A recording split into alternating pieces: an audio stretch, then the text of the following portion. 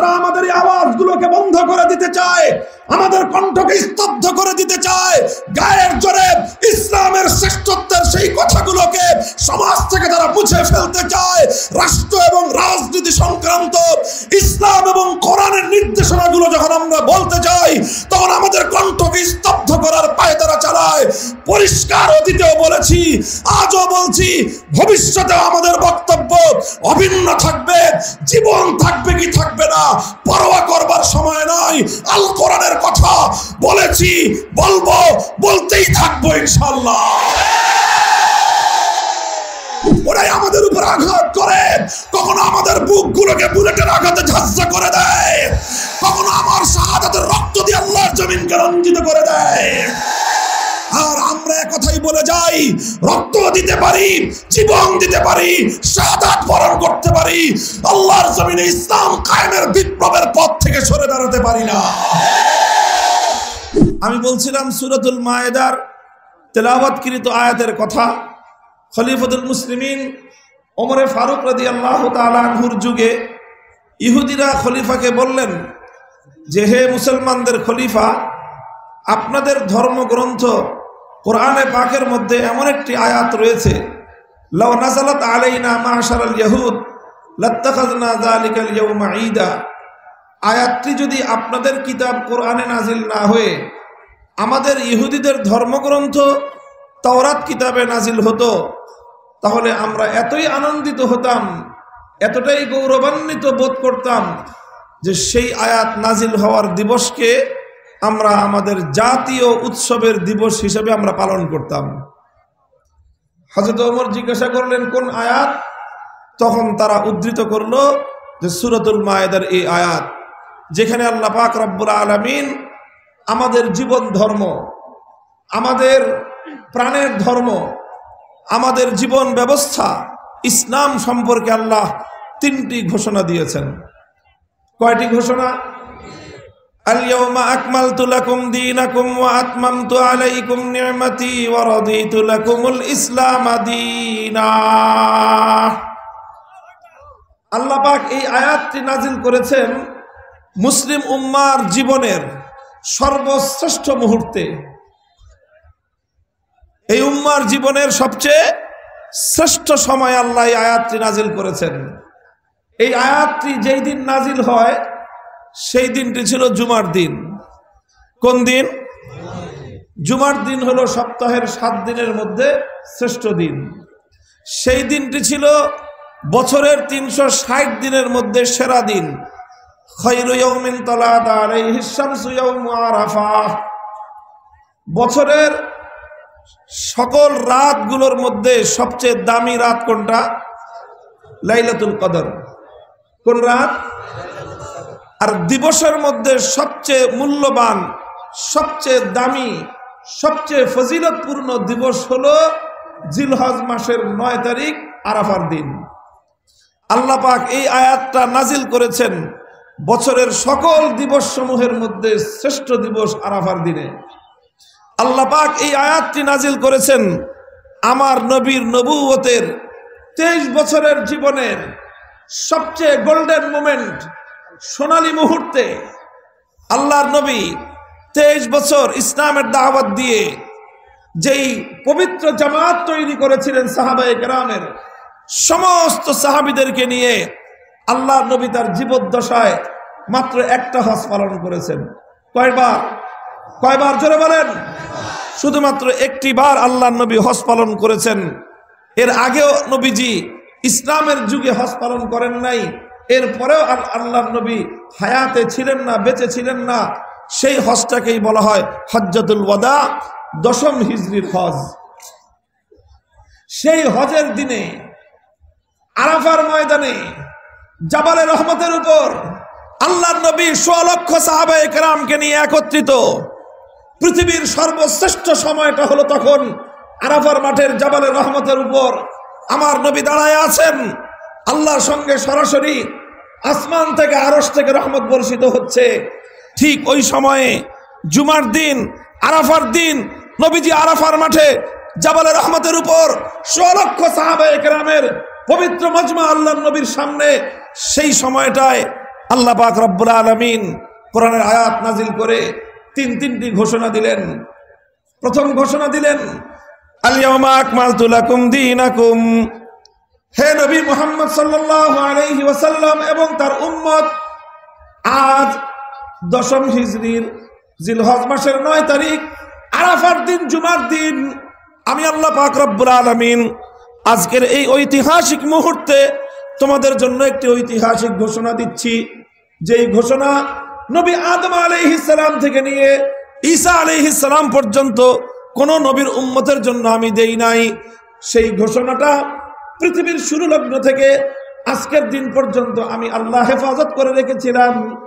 আজ আমি আল্লাহ সর্বশ্রেষ্ঠ সেই ঘোষণাটা দিয়ে দিলাম, আকমালতু লাকুম দীনাকুম, আমি তোমাদের ধর্ম ইসলামকে পরিপূর্ণতা দান করলাম। আকমালতু লাকুম দীনাকুম, আমি তোমাদের জীবন ব্যবস্থাকে পরিপূর্ণ করে দিলাম। এটা হলো পবিত্র প্রথম ঘোষণা। 2 নম্বর ঘোষণা হলো ওয়া আতমামতু আলাইকুম নিয়ামতি। হে দুনিয়ার মানব সভ্যতা, আমার ইসলাম পরিপূর্ণ হয়ে গেল, আর এর মধ্য দিয়ে জগৎবাসীর জন্য আমি আল্লাহর পক্ষ থেকে যত নিয়ামত, যত রহমত দেওয়ার কথা, এই সমস্ত নিয়ামত রাজিও পরিপূর্ণতা পেল। 2 নম্বর ঘোষণা, ইসলাম পূর্ণাঙ্গ জীবন ব্যবস্থা হয়ে গেল এবং এর মাধ্যমে আল্লাহর নিয়ামত পরিপূর্ণ হয়ে গেল। আর 3 নম্বর ঘোষণা হলো ওয়ারাদিতু লাকুমুল ইসলাম দীনা, মানুষের জীবন চলার পদ্ধতি হিসেবে, as a code of life, জীবন ব্যবস্থা হিসেবে আল্লাহ বলতেছেন আমি আল্লাহর সন্তুষ্টি, আমার স্যাটিসফ্যাকশনের ঘোষণা দিলাম যে ইসলামটাকে আমি আল্লাহ যেভাবে চেয়েছিলাম সেভাবেই এমনভাবে বিন্যস্ত করেছি, এমনভাবে সাজিয়েছি যে মানব জাতির জন্য এটা এখন পূর্ণাঙ্গ একটা জীবন ব্যবস্থা হিসেবে অনুসৃত হবে কিয়ামত পর্যন্ত। কয়টা ঘোষণা হলো?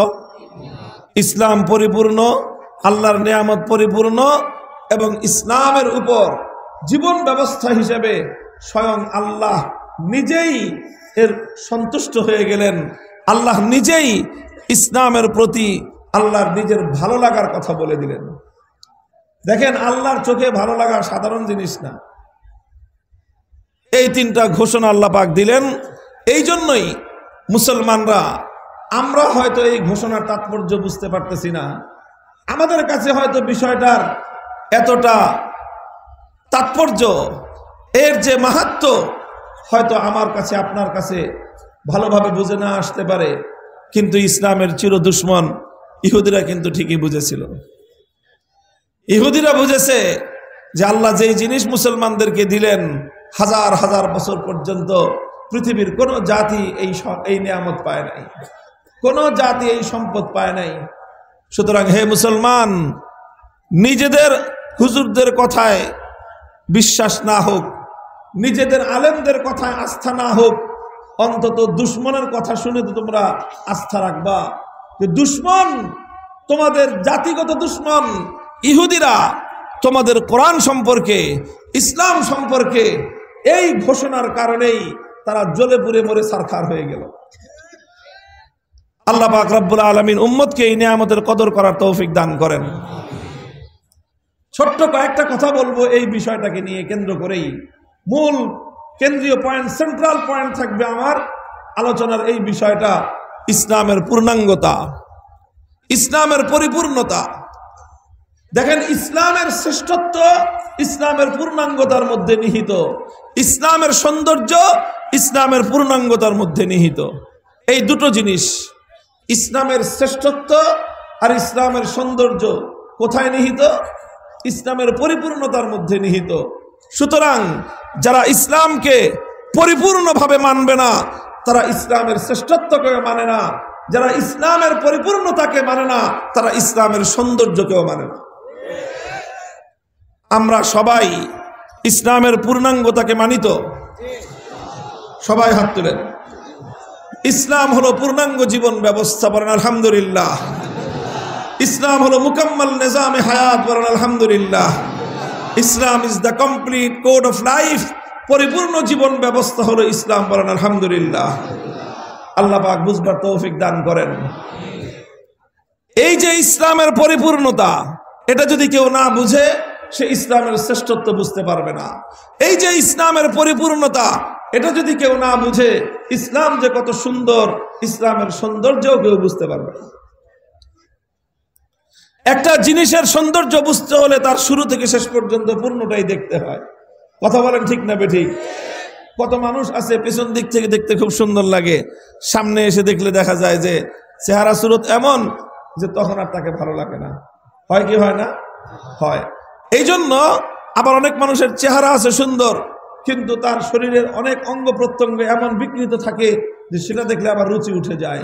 এই জন্য আমি বলছি একটা কথা বারবার, আমার এই কথাটা নোট করেন, যে ইসলামের শ্রেষ্ঠত্ব ইসলামের পূর্ণাঙ্গতার মধ্যে নিহিত। দ্বিতীয় নম্বর কথা হলো ইসলামের সৌন্দর্য, এটাও ইসলামের পূর্ণাঙ্গতার মধ্যে নিহিত। সুতরাং যারা ইসলামের পূর্ণাঙ্গতাকে অস্বীকার করে, যারা ইসলামকে পূর্ণাঙ্গভাবে মানতে চায় না, যারা ইসলামের পূর্ণাঙ্গতাকে অস্বীকার করতে চায়, তারা একই সঙ্গে ইসলামের সৌন্দর্য আর ইসলামের শ্রেষ্ঠত্বকে অস্বীকার করতে চায়। এই ধরনের বেঈমান আর গাদ্দার, এই ধরনের গাদ্দার শুধু অমুসলিমদের মধ্যে না, নামধারী মুসলমানদের মধ্যে এক শ্রেণীর মানুষ আছে যারা প্রকারান্তরে ইসলামের পূর্ণাঙ্গতাকে অস্বীকার করতে চায়। আবার বাপ ধরে এরকম যে তারা ইসলামের অনেক বড় কল্যাণকামী। আবার এমন কিছু কথা বলে কিছু কিছু মানুষ আছে যে এই হুজুরদের কারণেই দুনিয়াতে ইসলামের দোষ এত বদনাম। আছে না নাই কিছু মানুষ? হয় হুজুরদের কারণে ইসলামের বদনাম। বদমাশ যেন কথাকার, হুজুরদের কারণে ইসলামের বদনাম না। ইসলামকে তোমরা পরিপূর্ণভাবে মানতে চাও না, ইসলামের শুধু মানতে চাও না তা নয়, তোমরা যারা ইসলামের পূর্ণাঙ্গতাকে অস্বীকার করো, ইসলামের পূর্ণাঙ্গতাকে অস্বীকার করার মাধ্যমে সর্বপ্রথম তোমরা ইসলামের শ্রেষ্ঠত্বের গলায় ছুরি চালায় দিলা। এরপরে তোমরা ইসলামের সৌন্দর্যকেও ধুলোয় মিশিয়ে দেওয়ার চেষ্টা করলা। তোমরা নামধারী মুসলমান হলেও তোমরাই হলো ইসলামের বিরুদ্ধে পিঠে ছুরিকাঘাতকারী এই পৃথিবীর সবচেয়ে বড় গাদ্দার। মুহতারাম হাজিরিন, এই জন্য এই জায়গাটাকে খুব পরিষ্কার করে বুঝতে হবে যে ইসলামের পূর্ণাঙ্গতার মধ্যেই নিহিত আছে ইসলামের শ্রেষ্ঠত্ব, ইসলামের পূর্ণাঙ্গতার মধ্যেই নিহিত আছে ইসলামের সৌন্দর্য। ইসলামের পূর্ণাঙ্গতার অর্থ কি? এখন আমি এই কথাটা একটু বিশ্লেষণ করব যে ইসলামের পূর্ণাঙ্গতা বলতে আমরা কি বুঝি। আল্লাহ যে বললেন আকমালতু লাকুম দীনাকুম, আমি জীবন ব্যবস্থাকে, তোমাদের দ্বীনকে আমি পরিপূর্ণ করে দিলাম, এই কথা বলতে আমরা কি বুঝি? এই কথা বলতে আল্লাহ কি বুঝিয়েছেন?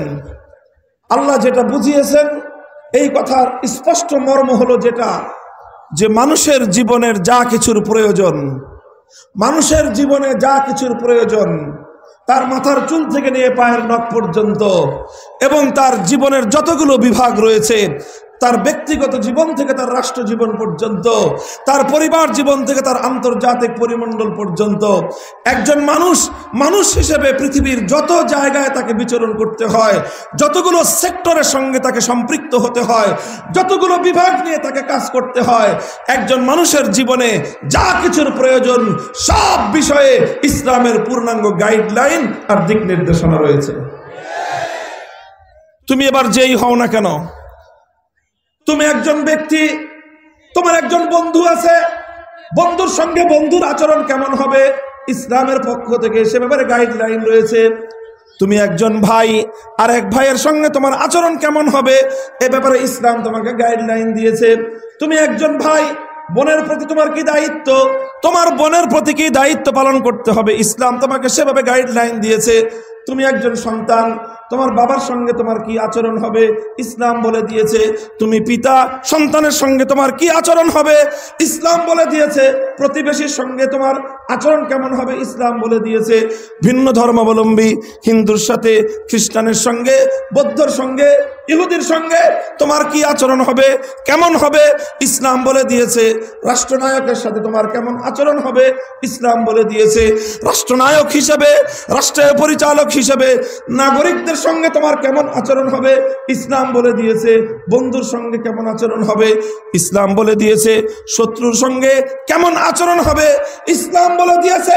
বাংলাদেশের নাগরিক হিসেবে, তোমার দেশের নাগরিক একজন মুসলিমের সঙ্গে তোমার কেমন আচরণ হবে, ইসলাম বলে দিয়েছে। শত্রু রাষ্ট্র হিসেবে পার্শ্ববর্তী আধিপত্যবাদী ভারতের নাগরিকের সঙ্গে তোমার কি আচরণ হবে, ইসলাম বলে দিয়েছে। ভারতের রাষ্ট্রীয় কর্তৃপক্ষের সঙ্গে তোমার কেমন আচরণ হবে, ইসলাম বলে দিয়েছে। আল্লাহর কসম খেয়ে বলি, মানব জীবন যেখান থেকে শুরু হয়ে যেখান পর্যন্ত গিয়ে শেষ হতে পারে, প্রত্যেকটা বিষয়ের পূর্ণাঙ্গ সমাধান একমাত্র দিয়েছে আল কোরআন। এটাই হলো ইসলামের পূর্ণাঙ্গতা। ইসলামের পূর্ণাঙ্গতার বিষয় নিয়ে যদি আমি বলতে যাই, শুধু আমি না, এই মঞ্চে যত আলেম ওলামা আছে সবাই যদি আলাদা আলাদা মাইক নিয়ে কথা বলতে শুরু করি, রাত ফুরিয়ে যাবে, দিন আসবে, সূর্য উদিত হবে, আবার সূর্য অস্তমিত হবে, আবার রাত ঘনিয়ে আসবে, আবার রাতের অন্ধকার মিটিয়ে যাবে, আবার পূর্ব দিগন্তে সূর্য উদিত হবে, দিনের পর দিন অতিক্রান্ত হবে। ইসলামের সৌন্দর্য এবং পূর্ণাঙ্গতার কথা বলে শেষ করা সম্ভব হবে না।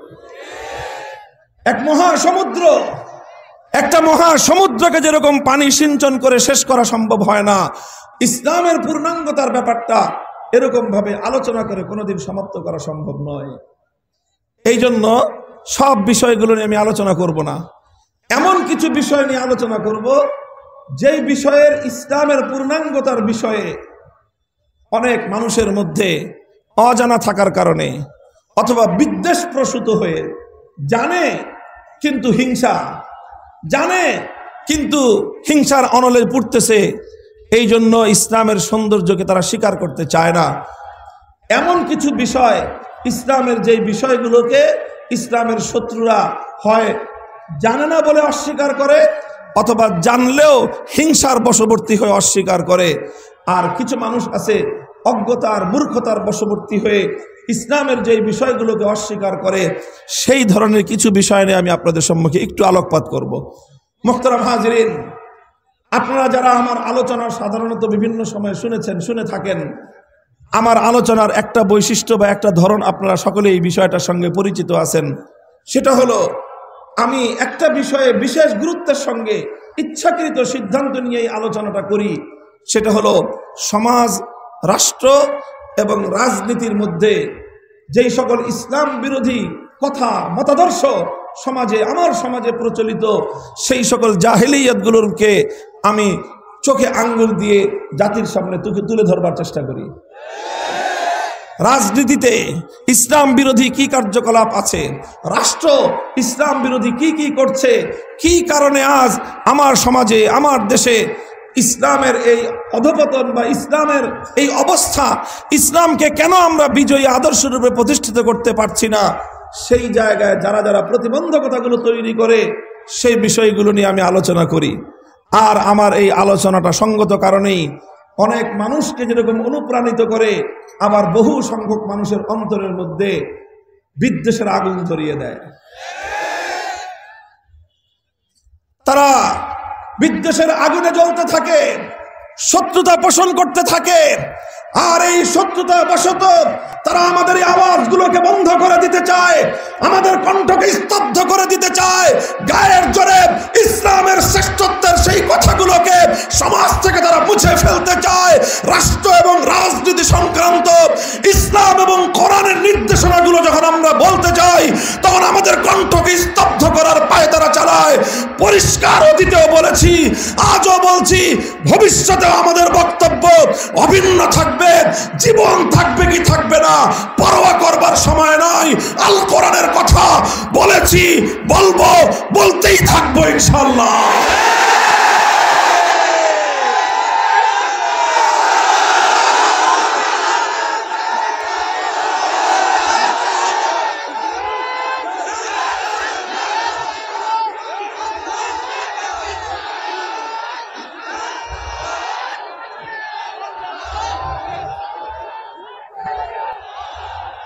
ইসলামের যেই সকল বিভাগগুলো নিয়ে ইসলামের দুশ্মন যারা, অন্যান্য ধর্মাবলম্বী যারা, তারা ইসলামের যেই বিভাগটাকে নিয়ে সবচেয়ে বেশি আপত্তি তোলে সেটা হলো ইসলামের রাষ্ট্র ব্যবস্থা। অর্থাৎ আমরা যখন মুসলমান যারা ইসলামের একনিষ্ঠ অনুসরণ করার যারা চেষ্টা করি, একনিষ্ঠভাবে পরিপূর্ণভাবে আমরা যারা ইসলামকে অনুসরণ করার চেষ্টা করি, আমরা ব্যক্তিগত জীবনে ইসলামকে প্রতিষ্ঠা করতে চাই, পরিবারের মধ্যে ইসলামকে প্রতিষ্ঠা করতে চাই, আমাদের ব্যবসা বাণিজ্যে অর্থনৈতিক জীবনে ইসলামকে প্রতিষ্ঠা করতে চাই, আমাদের বিভিন্ন প্রাতিষ্ঠানিক জীবনে আমরা ইসলামকে প্রতিষ্ঠা করতে চাই। সব কিছু চাওয়ার পরে আমরা রাষ্ট্র ব্যবস্থায়ও ইসলামকে প্রতিষ্ঠা করতে চাই। যখনই আমরা ইসলামী রাষ্ট্র প্রতিষ্ঠার আওয়াজ তুলি তখনই বিপত্তি লাগে কিছু মানুষের কাছে, তখনই তারা আমাদের পথে বাধা হয়ে দাঁড়াবার চেষ্টা করে। এই বাধা যারা হয়ে দাঁড়ায় তাদের মধ্যে যে সব অমুসলিম তা নয়, সবাই যে অমুসলিম তা নয়। অমুসলিমরা যেরকম আমাদের এই দাবির পথে অন্তরায় হয়, কিছু মুসলমান, আমি তাদেরকে যে কি শব্দ দিয়ে বলবো আমার বুঝে আসে না, তাদেরকে মূর্খ মুসলমান বললে তারা মাইন্ড করতে পারেন, অজ্ঞ মুসলমান বললেও তারা কষ্ট পেতে পারেন। এই জন্য আমি একটা শব্দ প্রথমে বলি, সেটা হলো অনবহিত মুসলমান। ইসলাম সম্পর্কে তাদের জানা নাই। এখন না জানলে যদি কেউ মূর্খ বলতে চান বলতে পারেন, আমি এই সকল লোকদেরকে কষ্ট দিতে চাই না বলে আমি বললাম ইসলাম সম্পর্কে অনবহিত মুসলমান। এই অনবহিত এক শ্রেণীর মুসলমান রয়েছে, তারাও ইসলামী রাষ্ট্র ব্যবস্থার বিরুদ্ধাচরণ করে। ইসলামী রাষ্ট্র ব্যবস্থার বিরোধী শুধু হিন্দুরা নয়, ইসলামী রাষ্ট্র ব্যবস্থার বিরোধী শুধু বৌদ্ধ আর খ্রিস্টান নয়, ইসলামী রাষ্ট্র ব্যবস্থার বিরোধী আমার এবং আপনার সমাজের মধ্যে নামধারী অনেক মুসলমানও রয়েছে। এরা হলো অনবহিত মুসলমান, আসলে ইসলামের নাম ধারণ করেছে কিন্তু ইসলামকে বুঝবার কোনোদিন চেষ্টা করে নাই। যদি তারা বুঝবার চেষ্টা করত তাহলে তারা তাদের এই কুফরি বিশ্বাস থেকে, তাদের এই কুফরি চিন্তাধারা থেকে তারা অবশ্যই তওবা করে খাঁটি মুসলমান হয়ে যেত। আল্লাহ পাক সকলকে তৌফিক দান করেন। মুহতারাম হাজিরিন, এখানে সঙ্গত কারণেই আমরা কেন ইসলামী রাষ্ট্র চাই, আমরা কেন রাষ্ট্র ব্যবস্থায় ইসলামকে প্রতিষ্ঠা করতে চাই, সেই কথা আমাদেরকে অন্তত অমুসলিমদের সামনে যুক্তির নিরিখে প্রমাণ করার দরকার আছে, যাতে একজন হিন্দু, একজন বৌদ্ধ, একজন খ্রিস্টান সেও উপলব্ধি করতে পারে যে না, ইসলামী রাষ্ট্র প্রতিষ্ঠা হওয়া প্রয়োজন, তাহলে আমরাও ভালো থাকতে পারবো। আর ওই মূর্খ মার্কা অনবহিত মুসলমানদের কথা আর কি বলবো? আরে বেটা, তুমি তো মুসলমান, তোমার তো জানা ফরজ, তোমার তো জানা বহু আগে দরকার ছিল, তুমি সেটা জানো না। তুমি আব্রাহাম লিঙ্কনের মতবাদ নিয়ে তুমি লাফালাফি করো, তুমি ইসলাম সম্পর্কে জানার চেষ্টা করো না। কার্ল মার্কস, মাও সেতুং আর লেনিনের আদর্শ প্রতিষ্ঠার জন্য তুমি সংগ্রাম করো, জীবন দাও। তোমার মতো এরকম কুলাঙ্গার সন্তান পৃথিবীর আর কোনো ধর্মাবলম্বীদের মধ্যে নাই। মুসলিম হয়ে ইসলামের বিরুদ্ধাচরণ করে কখনো তুমি আব্রাহাম লিঙ্কনের অনুসারী সাজো, কখনো তুমি কার্ল মার্কস, মাও সেতুং আর লেনিনের আদর্শের অনুসারী সাজো, অথচ তোমার জন্য তো সর্বোত্তম আদর্শ ছিল তোমার নবী মুহাম্মদুর রাসূলুল্লাহ সাল্লাল্লাহু আলাইহি ওয়াসাল্লাম। কথা বলেন ঠিক না বেঠিক?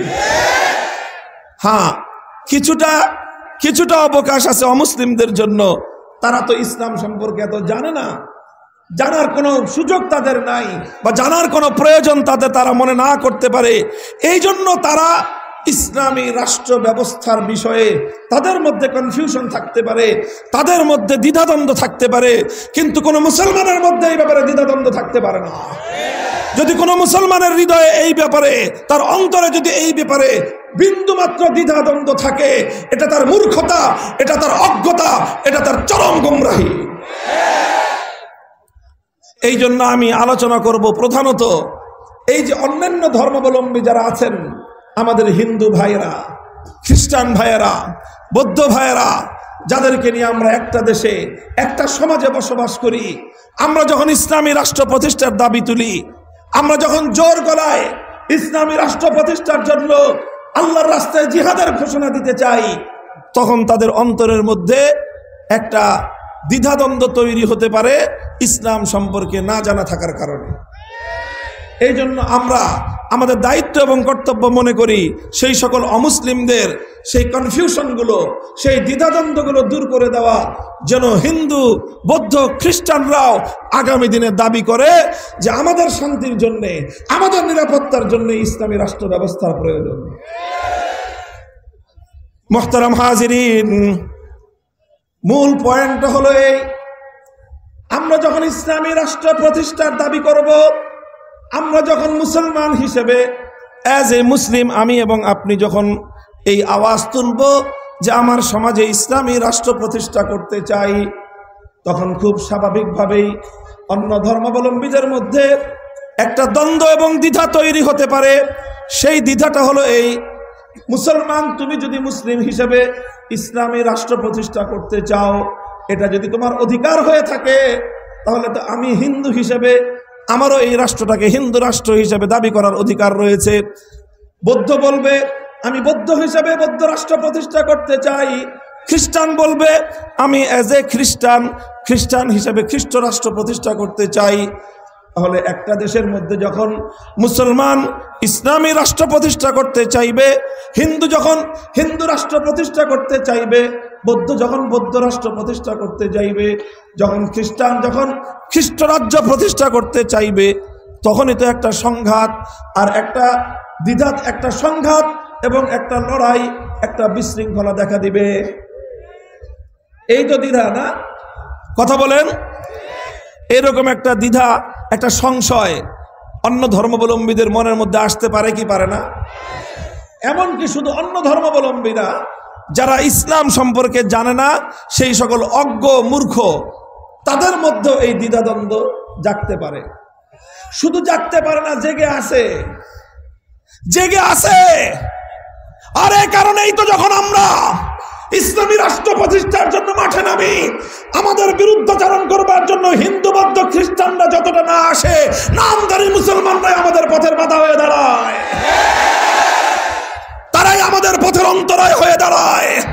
ওরাই আমাদের উপর আঘাত করে, কখনো আমাদের বুকগুলোকে বুলেটের আঘাতে ঝাঁঝা করে দেয়, কখনো আমার শাহাদাতের রক্ত দিয়ে আল্লাহর জমিনকে রঞ্জিত করে দেয়। আর আমরা একথাই বলে যাই, রক্ত দিতে পারি, জীবন দিতে পারি, শাহাদাত বরণ করতে পারি, আল্লাহর জমিনে ইসলাম কায়েমের বিপ্লবের পথ থেকে সরে দাঁড়াতে পারি না। মুহতারাম হাজিরিন, বলছিলাম এই যে দ্বিধা, যে হিন্দু, বৌদ্ধ, খ্রিস্টান প্রত্যেক ধর্মাবলম্বী তো এটা চাইতে পারে যে আমাদের দেশকে আমরা আমাদের ধর্ম অনুযায়ী পরিচালনা করব। যদি মুসলমানরা ইসলামী রাষ্ট্র প্রতিষ্ঠা করতে চায়, তাহলে অন্য ধর্মাবলম্বীরা কি দোষ করলো? তারা কেন তাদের ধর্ম অনুযায়ী রাষ্ট্র প্রতিষ্ঠা করবার দাবি তুলবে না? কথাটা বুঝেছেন আপনার? প্রশ্নটা বুঝেছেন? কারণ প্রশ্নটা আগে বুঝতে হবে। প্রশ্ন না বুঝে খালি অ্যান্সার দিলে তো কাজ হবে না। প্রশ্ন একটা, অ্যান্সার দিবেন আর একটা, পরীক্ষায় মার্কা পাবেন গোল্লা। এই জন্য প্রশ্ন সঠিক জায়গায় প্রশ্নটাকে চিহ্নিত করা, প্রশ্নের মাত্রাটাকে নির্ধারণ করা খুব জরুরি। আমি কি প্রশ্ন তুললাম? যে আমি যখন ইসলামী রাষ্ট্র প্রতিষ্ঠার দাবি তুলব, তখন অন্যান্য ধর্মাবলম্বীরাও তো তাদের ধর্ম অনুযায়ী রাষ্ট্র প্রতিষ্ঠার দাবি তুলতে পারে। আর তখনই তো সমাজের মধ্যে ক্লাশ তৈরি হবে, তখনই তো সমাজের মধ্যে ধর্মে ধর্মে দ্বন্দ্ব তৈরি হবে, আর তখনই তো সাম্প্রদায়িকতা দেখা দিবে। কথা বলেন। এই প্রশ্নগুলোই নাস্তিকরা করে, এই প্রশ্নগুলোই মুরতাদরা করে। আর শামসুল হক ফরিদপুরি রহমতুল্লাহ আলাইহি বলতেন শিক্ষিত মূর্খ। কি বলতেন? এক শ্রেণীর মানুষ আছে যারা হলো, বুঝেন নাই কথা, এক শ্রেণীর মানুষ আছে তারা হলো শিক্ষিত মূর্খ। কেউ বলতে পারেন যে হুজুর এটা শব্দটা কি বললেন আপনি, বাংলা ভাষা কি জানেন না? জানি, ভালো করেই জানি। শিক্ষিত মূর্খের অর্থ হলো এই যে শিক্ষিত বলতে হয় তাকে, কারণ তার যেই পরিমাণ ডিগ্রি, অনার্স পাস করেছে, গ্র্যাজুয়েশনের পরে মাস্টার্স করেছে, তারপরে আবার ডবল MA করেছে, ট্রিপল MA করেছে, তারপরে আবার ডক্টরেট, এমফিল করে ফুল ডক্টরেট করে এখন ডক্টর। তিনি এত বিশাল জ্ঞানের শিক্ষার তার সার্টিফিকেট, এই সার্টিফিকেট দেখে তো তাকে অশিক্ষিত বলা যায় না, শিক্ষিত বলতে হয়। কিন্তু এত কিছু জানলো, মুসলমান পরিচয় দেয়, ইসলাম সম্পর্কে এতটুকু জানার সৌভাগ্য তার হলো না, সুযোগ তার হলো না। ইসলাম সম্পর্কে এরকম গণ্ড মূর্খদেরকে আমরা মূর্খ বলা ছাড়াও কোনো উপায় নাই। এই তখনই এক আজব চিড়িয়া তৈরি হয়, আর সেই আজব চিড়িয়ার নাম হলো শিক্ষিত মূর্খ। এই শিক্ষিত মূর্খ লোকেরা সমাজে বলে যে ইসলাম প্রতিষ্ঠার দাবি তুললে সমাজে সাম্প্রদায়িকতা তৈরি হবে, ইসলাম অনুযায়ী রাষ্ট্র প্রতিষ্ঠার চেষ্টা করলেই তো সমাজে সাম্প্রদায়িকতা দেখা দিবে, ইসলাম প্রতিষ্ঠার দাবি তুললে, ইসলামী রাষ্ট্র প্রতিষ্ঠার কথা বললেই তো ধর্মে ধর্মে সংঘাত তৈরি হবে। এই কথাগুলো অন্য ধর্মাবলম্বীরা বলতে পারে ইসলাম সম্পর্কে না জানা থাকার কারণে, আর মুসলমান নামক কিছু কুলাঙ্গার বলতে পারে শিক্ষিত মূর্খ হওয়ার কারণে। আলহামদুলিল্লাহ, এই প্রশ্ন কারো থাকবে না যদি কোনো ব্যক্তি ইনসাফের সাথে, ন্যায়পরায়ণতার সাথে যদি সে বিবেচনা করে, তার বিবেক বলে দিবে এই পৃথিবীতে একমাত্র রাষ্ট্র হওয়া উচিত ইসলামী রাষ্ট্র ব্যবস্থা। বলবেন কিভাবে হুজুর? আমি প্রশ্নের জবাব আলোচনা করতেছি, আবার প্রশ্নটাকে আমি রিপিট করলাম। আমি যদি মুসলিম হিসাবে ইসলামী রাষ্ট্র প্রতিষ্ঠার দাবি জানাই, হিন্দু তখন হিন্দু রাষ্ট্র প্রতিষ্ঠার দাবি জানাবে, বৌদ্ধ এবং খ্রিস্টান ইহুদিরা যার যার ধর্ম অনুযায়ী রাষ্ট্র প্রতিষ্ঠার দাবি জানাবে, তখনই তো ক্লাশ আর দ্বন্দ্ব তৈরি হবে। আমি বলবো ঠিক আছে, ক্লাশ আর দ্বন্দ্বের প্রশ্নে পড়ে যাই, সংঘাতের প্রশ্নে পড়ে যাই। আগে বলি যে আসো, আমি তো ইসলামী রাষ্ট্র প্রতিষ্ঠার যখন দাবি করলাম, অন্য সব ধর্মাবলম্বীরা নিজ নিজ ধর্ম অনুযায়ী রাষ্ট্র প্রতিষ্ঠার দাবি করলো। এবার তাহলে আমরা একটা কাজ করি, রাষ্ট্র প্রতিষ্ঠাতে যাওয়ার আগে, প্র্যাকটিক্যাল ফিল্ডে নামার আগে প্রত্যেক ধর্মাবলম্বীদেরকে আমরা একটা রিকোয়ারমেন্ট দেই। প্রত্যেক ধর্মাবলম্বীদের কাছে আমরা একটা জিনিস চাহিদা পেশ করি। সেই চাহিদাটা হলো এই, মুসলমানদেরকে বলবো, হে মুসলমানরা, তোমরা বলো তো দেখি তোমাদের ইসলাম ধর্ম অনুযায়ী রাষ্ট্রের রূপরেখা কি হবে সেটা জমা দাও। হিন্দুরা, তোমরা তোমাদের হিন্দু ধর্ম অনুযায়ী তোমাদের ধর্মগ্রন্থের রেফারেন্স, গীতার রেফারেন্স সহ একটা রূপরেখা, হিন্দু ধর্মের রাষ্ট্রের রূপরেখা কি হবে সেটা জমা দাও। বৌদ্ধদেরকেও বলবো, তোমরা তোমাদের ত্রিপাঠক এবং তোমাদের ধর্মগুরু গৌতম বুদ্ধের রেফারেন্স সহ একটা রাষ্ট্র ব্যবস্থার রূপরেখা কি হবে সেটা জমা দাও। খ্রিস্টানদেরকে বলবো, তোমাদের ধর্মগ্রন্থ ইনজিল, নিউ টেস্টামেন্টের রেফারেন্স আর তোমাদের নবী হযরত ঈসা আলাইহিস সালাতু ওয়াস সালাম থেকে উদ্ধৃতি সহ একটা রাষ্ট্র ব্যবস্থা কেমন হওয়া উচিত খ্রিস্ট ধর্মের রূপরেখা দাও। ইহুদিদেরকে বলবো, তোমরা তোমাদের ওল্ড টেস্টামেন্ট, তাওরাত কিতাবের রেফারেন্স আর তোমাদের নবী হযরত মুসা আলাইহিস সালাতু ওয়াস সালামের উদ্ধৃতি দিয়ে তোমরাও একটা পেপার জমা দাও, একটা রূপরেখা জমা দাও যে তোমাদের ইহুদি রাষ্ট্রের রূপরেখা কেমন হওয়া চাই। মুহতারাম হাজিরিন, এবার কল্পনা করে নেন, একটা টেবিলের মধ্যে 5টা রূপরেখা জমা পড়লো। একটা হলো ইসলামী রাষ্ট্রের রূপরেখা, একটা হিন্দু রাষ্ট্রের রূপরেখা, একটা বৌদ্ধ রাষ্ট্রের রূপরেখা, একটা খ্রিস্ট রাষ্ট্রের রূপরেখা, একটা ইহুদি রাষ্ট্রের রূপরেখা। এটা কল্পনা করা যায়, এটা ধরে নেওয়া যায়। বাস্তবে যদি আমি এই ঘোষণাটা দেই যে সবাই আপনারা একটা নির্দিষ্ট যৌক্তিক সময় নিয়ে আপনারা যার যার ধর্ম অনুযায়ী রাষ্ট্রের রূপরেখা জমা দেন, তাহলে কি হবে ফলাফলটা আমি আপনাদের সামনে আগাম ঘোষণা করে যাই। 24 ঘন্টার মধ্যে আমাদের ধর্মবেত্তা, মুসলমানদের মধ্যে যারা স্কলার, মুসলমানদের মধ্যে যারা উলামায়ে কেরাম, মুসলমানদের মধ্যে যারা রাষ্ট্রবিজ্ঞানী, যারা ইসলামী রাষ্ট্রবিজ্ঞানী, 24 ঘন্টার প্রয়োজন হবে না, পূর্ণাঙ্গ একটা ইসলামী রাষ্ট্রের রূপরেখা তারা টেবিলের মধ্যে জমা দিবে।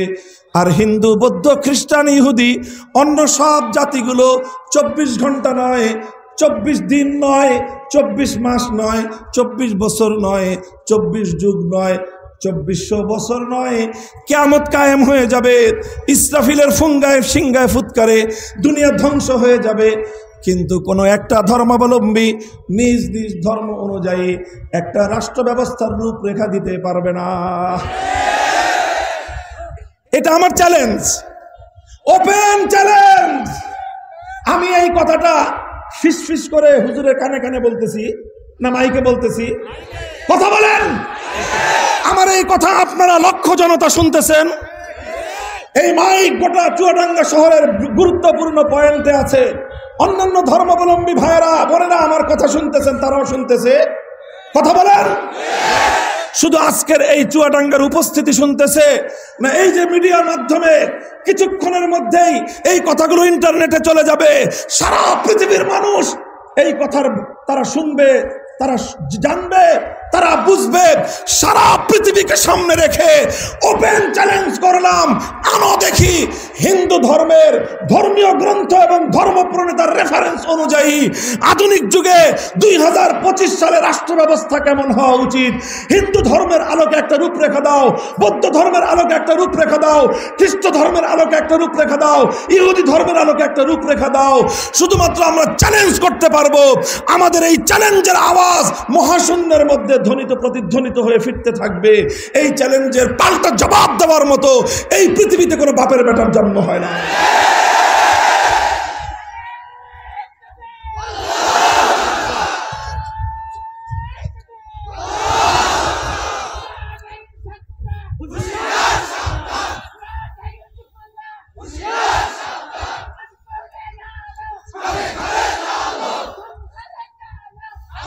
আপনারা প্রশ্ন করতে পারেন যে হুজুর আপনি এতটা আত্মবিশ্বাসের সাথে কিভাবে বলতেছেন? হতেও তো পারে যে অন্যান্য ধর্মাবলম্বীরা নিজ নিজ ধর্ম অনুযায়ী একটা রাষ্ট্রের রূপরেখা দিবে।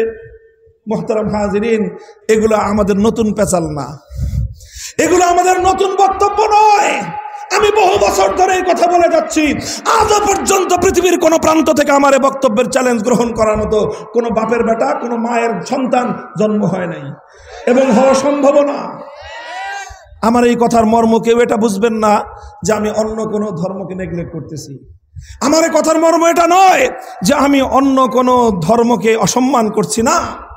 আমি সব ধর্মাবলম্বীদের প্রতি যথাযথ সম্মান প্রদর্শন করেই বলছি, যার যেটা আসল বাস্তবতা সেই বাস্তবতাকে বর্ণনা করা, সেই বাস্তবতাকে তুলে ধরা, এটা কি অসম্মান করা হয়? বলেন। মনে করেন আপনি পুরুষ মানুষ, আমি বললাম আপনি পুরুষ, আপনাকে অসম্মান করা হলো? আপনার গায়ের রং কালো, আমি যদি বলি যে আপনার গায়ের রংটা কালো, অসম্মান করা হলো? আপনি উচ্চতায় একটু খাটো, আমি যদি আপনাকে বলি যে আপনি তার তুলনায় খাটো, এটাকে অসম্মান করা হলো? আমি আপনাকে পুরুষ মানুষ, আপনাকে বললাম আপনি একজন পুরুষ মানুষ, অসম্মান করা হলো? আর একজন নারীকে বললাম মিয়া তুমি তো পুরুষ না, তুমি তো মহিলা মানুষ, এটাকে বলার দ্বারা মহিলাকে অসম্মান করা হলো না? মহিলাকে পুরুষ বললে তাকে অসম্মান করা হবে, পুরুষকে নারী বললে তাকে অসম্মান করা হবে। কথা বলেন ঠিক না বেঠিক? তাহলে আসল কথা হলো এই যে পূর্ণাঙ্গ জীবন ব্যবস্থা একমাত্র ইসলাম। ইসলামকে আল্লাহ পাক একমাত্র পূর্ণাঙ্গতা দিয়েছেন। আর এই কারণেই কিয়ামত পর্যন্ত এই বিশ্ববাসীর সব সমস্যার সমাধান একমাত্র ইসলাম প্রদান করতে পারে। আধুনিক যুগের রাষ্ট্র ব্যবস্থার সমস্যার সমাধান একমাত্র ইসলাম করতে পারে। কারণ কি? কারণ ইসলামের মধ্যে আল্লাহ পাকই সমাধান রেখেছেন। হিন্দু ধর্মের মধ্যে আধুনিক যুগের রাষ্ট্র ব্যবস্থা নাই, ইহুদি ধর্মের মধ্যে আধুনিক যুগের রাষ্ট্র ব্যবস্থার বর্ণনা নাই, বৌদ্ধ ধর্মের মধ্যে রাষ্ট্র ব্যবস্থার রূপরেখা নাই, খ্রিস্ট ধর্মের মধ্যে রাষ্ট্র ব্যবস্থার রূপরেখা নাই।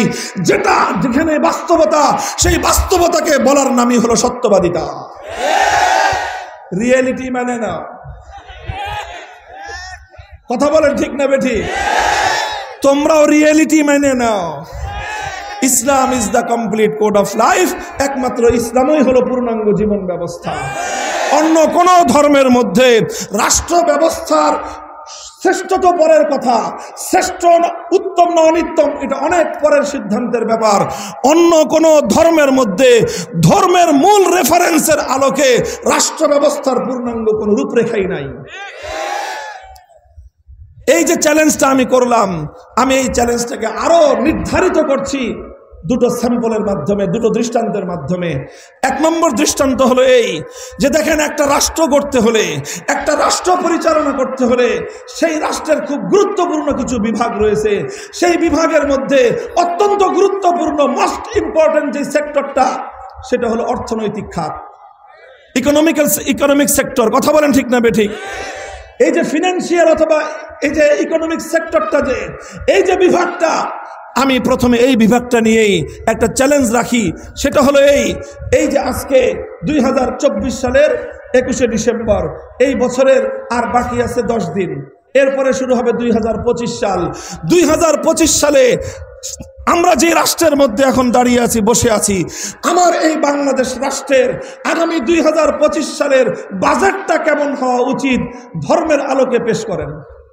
আমি একটা প্রশ্ন রাখলাম, এই প্রশ্নের জবাবে আলহামদুলিল্লাহ আমি ইসলামের পক্ষ থেকে দায়িত্ব নিয়ে বলছি, ইসলামের আলোকে 2025 সালের শুধু বাংলাদেশ নয়, সারা পৃথিবীর 700 কোটি মানুষের ইন্টারন্যাশনাল বাজেট কেমন হবে, সেই বাজেটের রেভিনিউ কালেকশন কোন কোন খাত থেকে হবে, সেই বাজেটের এক্সপেন্ডিচার কোন কোন খাতে কি পরিমাণ হবে, কতটুকু এক্সপেন্ডিচার হওয়া উচিত, কতটুকু ইনকাম হওয়া উচিত, কতটুকু রেভিনিউ কালেকশন হওয়া উচিত, সবগুলো বিষয়ে আল কোরআন এবং নবীর সুন্নাহর রেফারেন্সের মাধ্যমে, গাইডলাইন এবং দিক নির্দেশনার মাধ্যমে, নট অনলি ফর বাংলাদেশ, সারা পৃথিবীর 700 কোটি মানুষ, 257টা রাষ্ট্রের জন্য পূর্ণাঙ্গ একটা বাজেট দেওয়ার জন্য আমাদের 10 দিনই যথেষ্ট।